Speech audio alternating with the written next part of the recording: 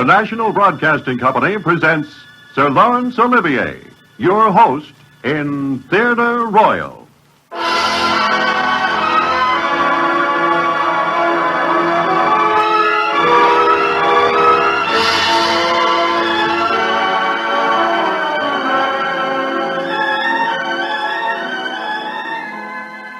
This is Laurence Olivier. Once again, I have pleasure in welcoming you to our program and to tell you something about this week's play. This week, my invitation has, I'm glad to say, been accepted by one of our finest actors, Michael Redgrave. In today's program, I've asked him to choose for himself a subject in which he'd like to appear. He has selected a tale by Nikolai Gogol. It is called The Overcoat. Here, then, is Michael Redgrave in the role of Akaki Akakievich Bashmachin. Yes, that's right. Akaki Akakievich Bashmachin.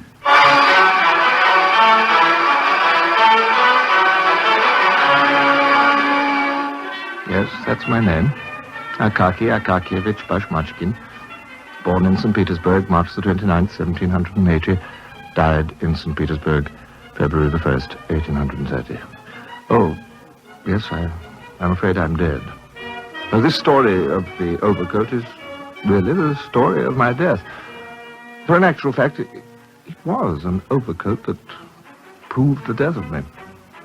Although I find heaven a little milder than St. Petersburg, at least in the winter, even so, it was an overcoat that... Akaki Akakievich! Yes, Your Honor, immediately, Your Honor, at once. You see, my profession is, or rather, it was, that of a government clerk.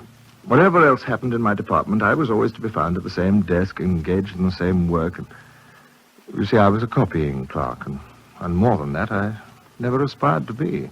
Akaki Akakievich! Coming, sir. Yes, sir, yes. Copy this. Certainly, sir, at once. Oh, and this other one. Here now. This to be copied, sir? Well, no. I want you to alter the headings for me. Oh, and turn it from the first person singular into the third. First person into the third? Turn all the I's into he's, man. That's simple enough, isn't it? Well, so if you really think so. Of course, I'm not at all used to, that kind of work, but it's not quite what I was... All right. Just copy it, then. So, copy it I did. And at the end of the year, I could be sure that my work would have paid me just what it always had paid me.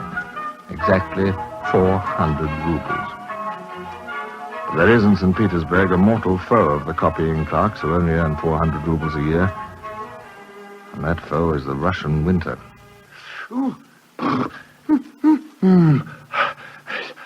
Frozen to death, Peter Vasilievich. Oh, my dear man, what can you expect with an overcoat like that? Overcoat like what?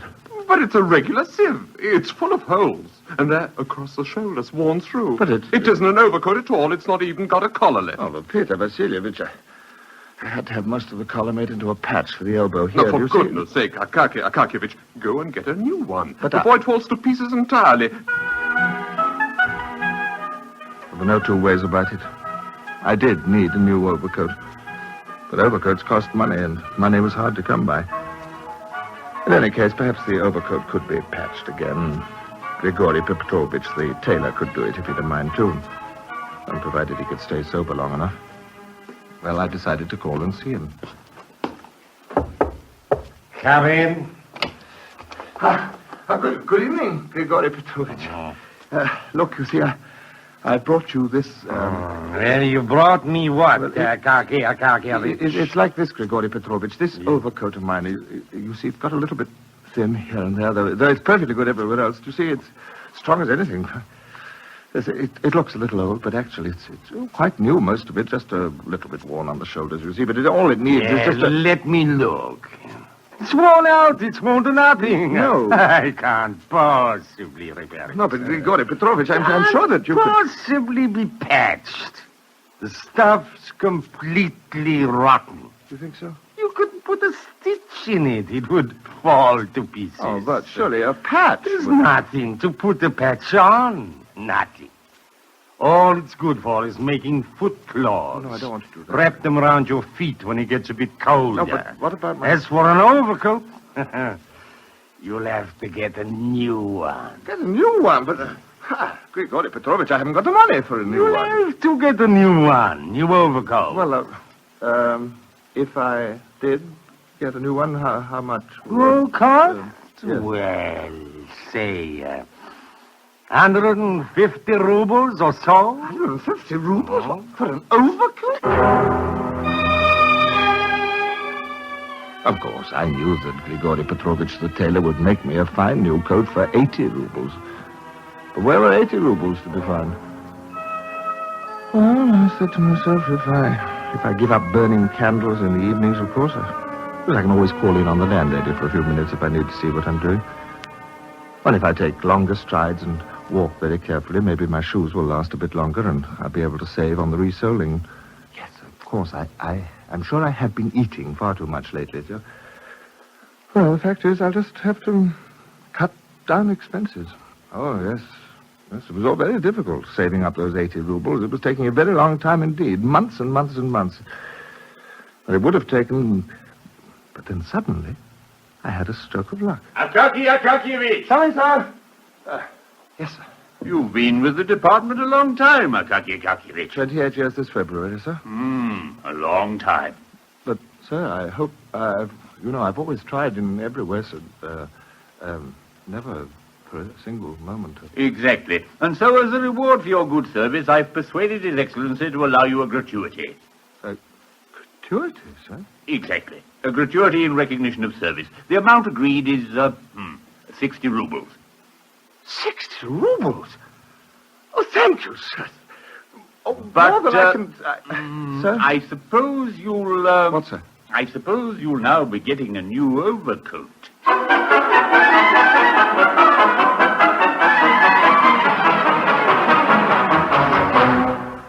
Well, there it is. The best value for money you'll get in St. Petersburg. It certainly does look very handsome. It looks really a beautiful overcoat. Of course. If I didn't live in a small street without a signboard, you understand. Yes, I know. If I hadn't known you for so long, Akaki. Yes, I appreciate that, Grigory Not that Petrovich. any other tailor would agree to take a mere 12 rubles for all his trouble. No. On the Nevsky Prospect, you'd pay. They'd ask you at least 75. Oh, yes, but of course, I should never go... And of course, there were the extra buttonholes and what we saved you by using cat fur for the collar. Yes. And the calico lining, of course. It's not quite so good as silk, but it saved you. At least it saved... Thank you, Grigory Petrovich. I'm 80 rubles exactly, and may I say 10 kopecks for your trouble? Thank you, sir. I'll take just a draught to your health. A very smart, well-tailored overcoat. Yes, it is. And so, I got my new overcoat at last. And there was no doubt about it. The overcoat was a good one. The cloth was thick and the coat was warm, even though the wind was whistling through the streets as I walked to work next morning.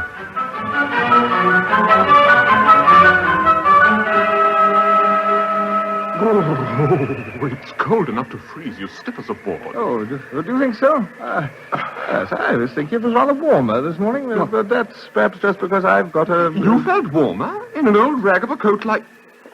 But wait a minute. Why, you've got a new overcoat. Yes, do you like it, Peter Vasilievich? You really think it's... Listen, everybody. Akaki Akakievich has got a new overcoat at last. It is magnificent, my dear fellow. Now, could anything be more elegant? Or warmer. Or more becoming. My dear fellow, I congratulate you. Oh, no, it's nothing really, but you really do... Magnificent. Well, I'm sure I shouldn't have... You know what?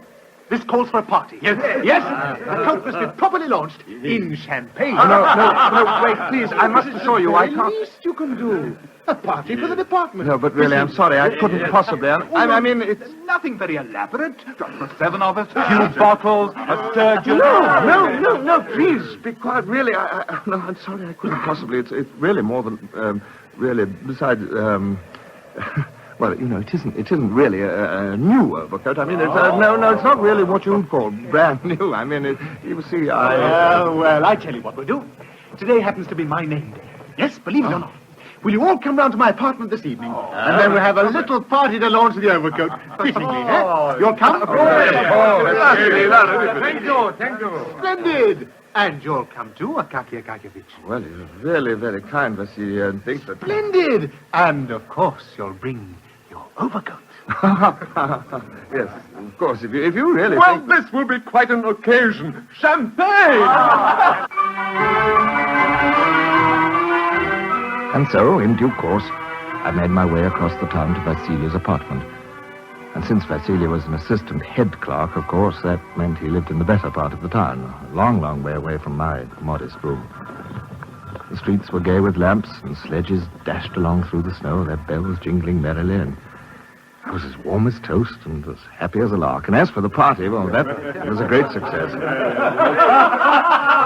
My friend, I tell you that a man who possesses an overcoat like yours cannot possibly leave as early as this. Oh, no, but Peter Vasilievich is getting on for midnight. Oh, with an overcoat like yours, Akakievich, it does not matter. Who's ready for a game of cards? Peter, Nikolai? Yes, wonderful, of course. And you too, Akaky Akakievich. No, I'm very sorry. No, I don't play cards. I've never yet... Oh, then you can sit and watch. And have a drink. Everybody have another drink. Oh, no, thank you. I really think, though, if you don't mind... Nonsense. Draw up your chair and watch. Well, thank you very much. If you'll just excuse me for a moment. Just a moment. I will be back in a moment. And while the rest of the party settled down to their cards, I gracefully withdrew. Picked up my overcoat from the floor of the passage where I was horrified to find it lying, dusted it off, and put it on quietly. I let myself out into the street.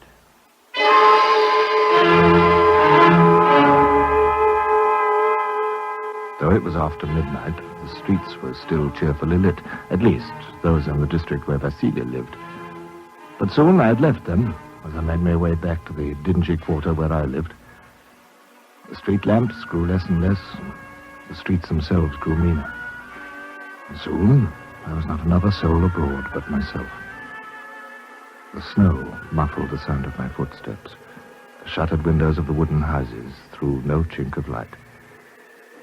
At last I came to a deserted square. I felt a strange presentiment of evil waiting for me there in the darkness. And then, halfway across the emptiness of the square, two figures loomed up suddenly out of the darkness. Oh, sorry, you startled me. Give me that overcoat. What? My overcoat? Yes, your overcoat. I say it's mine. Oh, but how can it be? No, this is my overcoat. It's a new one. Give it to me. No. Come on up. No. No, let me go. Let me go. I shall told you to keep your mouth shut. No, come on, give it back to me.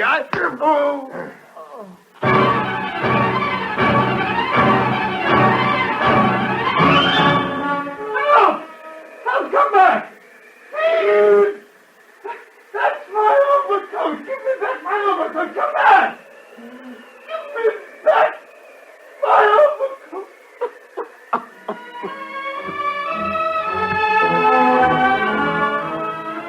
I had been robbed.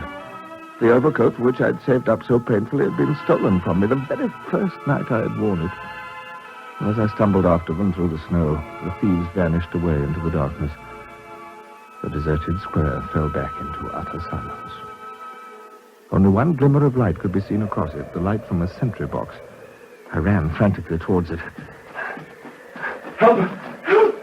Thieves! What's all the noise about? I've been robbed. You were asleep on duty. You let them rob me. Now, steady on. Who's been robbed? Well, I have. They've stolen my overcoat. You let them steal it. I let them steal it? Yes. You let them steal it? What do you mean? But I saw you talking to some men out there. I thought they were your friends. No. Well, why didn't you shout out if they were robbing you? Because they stunned me. I couldn't speak. They stole my overcoat. Why don't you go after them? Why don't you arrest them? Well, they must be a couple of versts away by now. No, they're not. If they stole your overcoat, you'll have to report it. No, but to the superintendent. No, but my overcoat. What can I do about that? Now, you just take my advice, sir. Go off home before you catch your death of cold. Yes. Oh, standing about on a night like this with no coat on.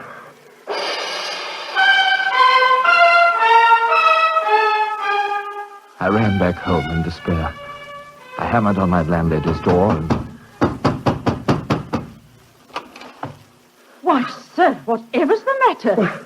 Your hair's disheveled. You've lost your hat. Your clothes are covered with snow. And where is your overcoat? It's the very first day that I've worn it, and it's stolen. Stolen? Stolen off my back by a gang of thieves. Oh, you must go straight to the superintendent. First thing in the morning, sir. But- Not to the local constable. That'll get you nowhere. No, you must go straight to the superintendent himself. Demand to see him. But I- Tell him the whole story from start to finish. That's the only thing you can do. First thing in the morning, the superintendent... Yes, but will he be able to help me get my overcoat? Of course he will, sir. Oh. I know the superintendent very well. See him go past nearly every day. And see him at church on Sundays. Oh, you should see the way he smiles at everyone he knows.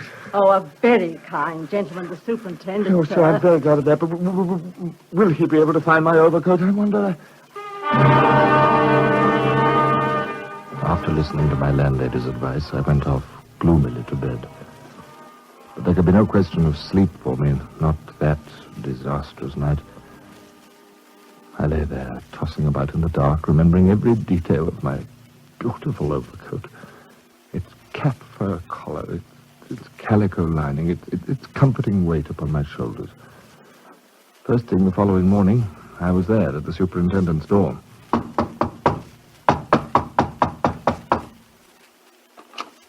Superintendent, I must see the superintendent. It's terribly important, and I must see him at once, please. His honour's asleep. Go away. It was dinner time before I finally got my foot inside the superintendent's door. And then I was stopped by his clerks in the anteroom. They were not at all sympathetic. I tell you, I must see the superintendent at once. It's a matter of life and death. The superintendent is engaged. Now, will you please tell me the nature of your business? I will not speak to anybody but the superintendent himself. It is a matter of the very gravest importance, and I insist on being admitted.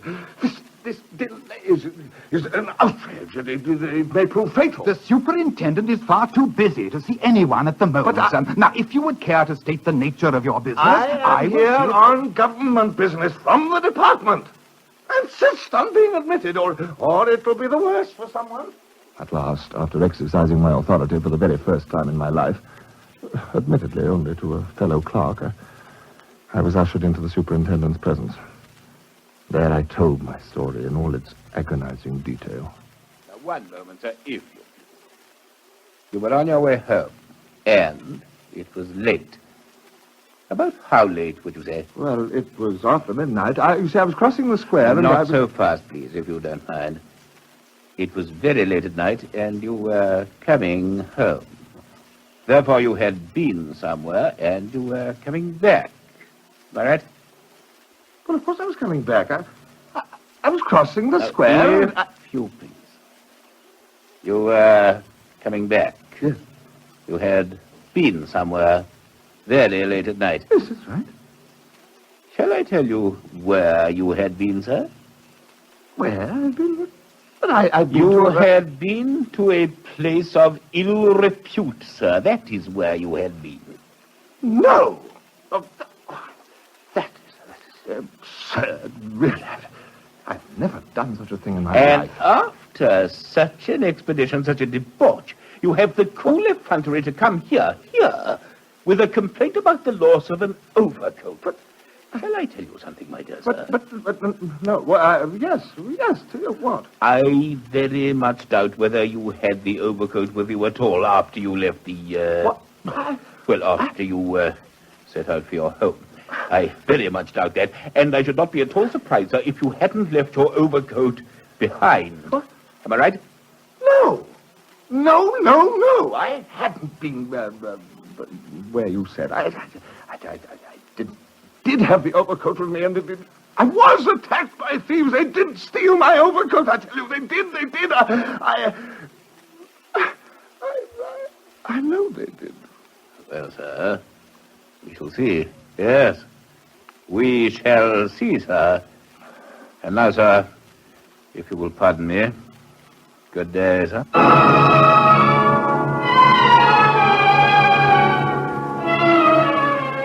That was the first day in my life that I'd been absent from my desk at the department.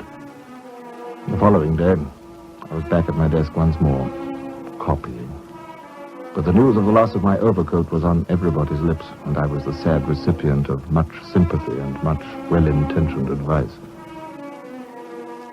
Too bad about your overcoat, my dear fellow.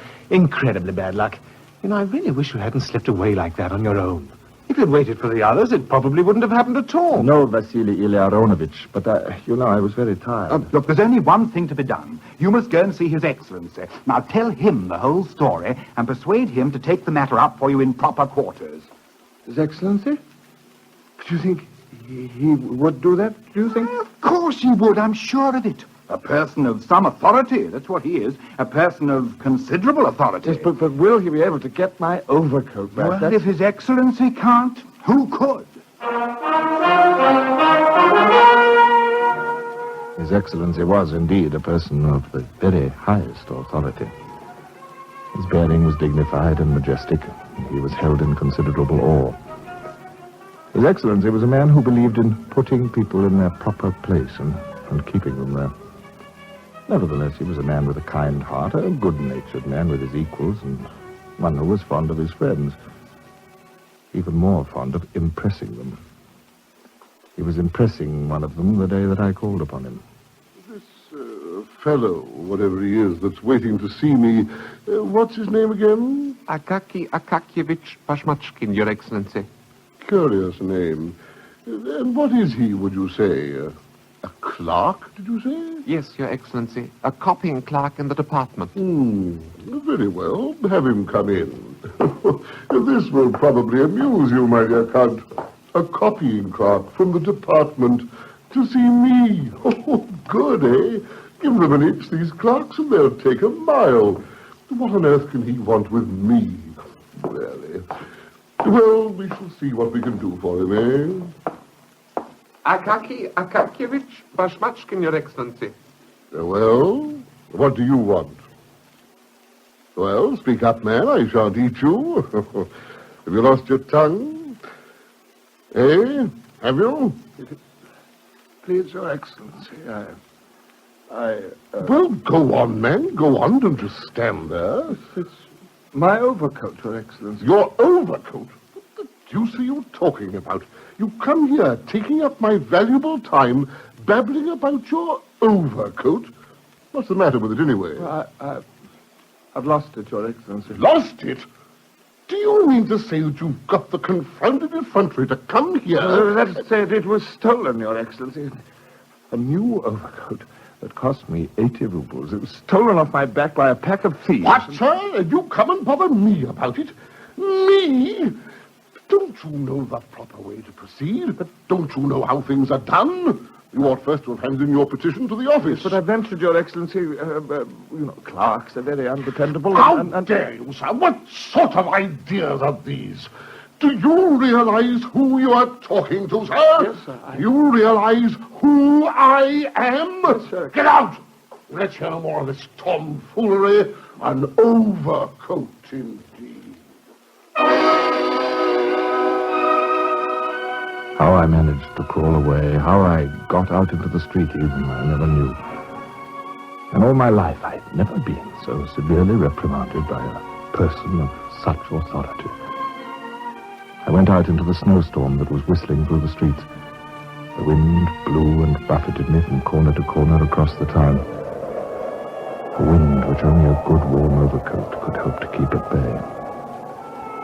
And by the time I reached my cheerless room, I was frozen to the marrow.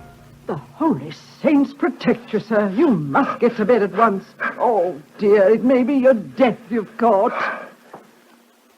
It was my death that I'd caught. The next day I was in a fever. And the day after that I was delirious. And the day after that in a coma. And the day after that I was dead. Yes, Akaki Akakievich Pashmachkin was dead. A creature had departed this life whose cause no man could champion, who was dear to no one and missed by no one. It was several days before I was even missed in the department, for there was very little copying required at that time. And when I had been missed, a porter was sent to inquire about me. Did you go to his room? That's right, sir. Well, Oh, didn't I tell you to bring him back with you? I want an explanation. Where is he? He couldn't come, sir. Why? Is he ill or something? Not exactly, sir. What the devil is the matter with him then? Well, sir, they buried him 3 days ago. No. Really? Dear me. Peter Vasilievich. Yes, sir.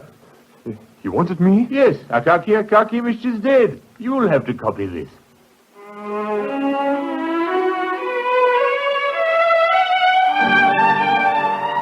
No, I'm afraid that Akaky Akakievich was not missed very much by anyone. My landlady sold my few possessions to pay the doctor's bill and the funeral expenses. And somewhere in St. Petersburg, a man was wearing my overcoat. But when the news of my death had chanced to reach him, one man did feel a twinge of conscience on my behalf. And that man was a person of great authority. Yes, in some ways, perhaps I was a little abrupt with a fellow. You know what I am, all bark and no bite. As a matter of fact, after I'd thought it over for a day or two, I sent one of my clerks round to get a few particulars. The fellow had lost his overcoat, of all ridiculous things. But when my man arrived, they told him the fellow was dead. Too bad, you see. Too late to do anything for him. Well, Count, I must be off. Charming evening, charming. No, don't come down to the door. Far too cold. This winter really has been bitter. Terrible night. His Excellency was helped into his warm fur coat and climbed into his sledge. His driver cracked the whip, and the sledge moved off down the street.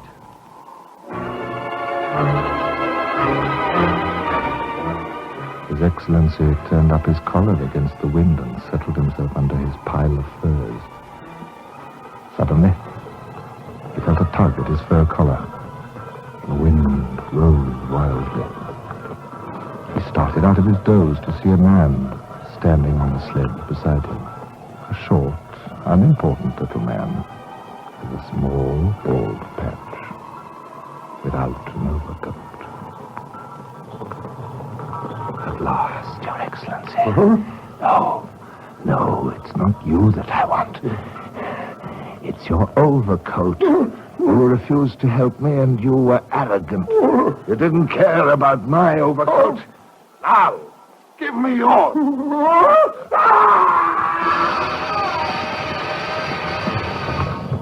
Oh, yes, His Excellency gave up his overcoat. He tore it off and flung it out of the sledge into the road. And the driver cracked his whip with his eyes jumping out of his head, and the horses galloped away into the night. His Excellency arrived back, chilled to the marrow, for his had been a very fine overcoat. Oh, yes. An overcoat of the very highest authority.